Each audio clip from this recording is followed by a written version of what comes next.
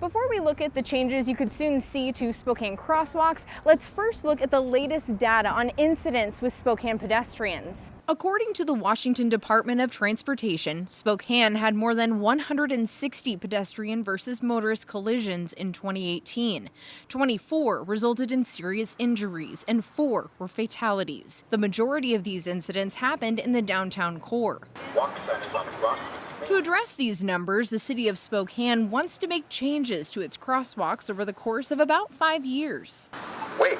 More than half of all of Spokane's signalized intersections require pedestrians to push the button to activate the walk signal. But with the new ordinance, it would automatically turn the walk signal on without requiring those pedestrians to have to push the button. 2, 1.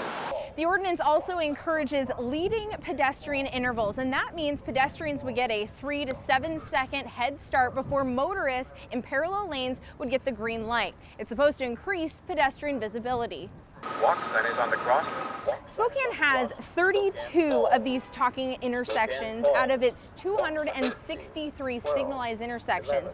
The ordinance would make it so that these talking devices are at all intersections. Completing the installations of these accessible pedestrian signals would have to be done by 2025. 5. The City Council will vote on the proposed ordinance on Monday. Amanda Rowley, KREM 2 News.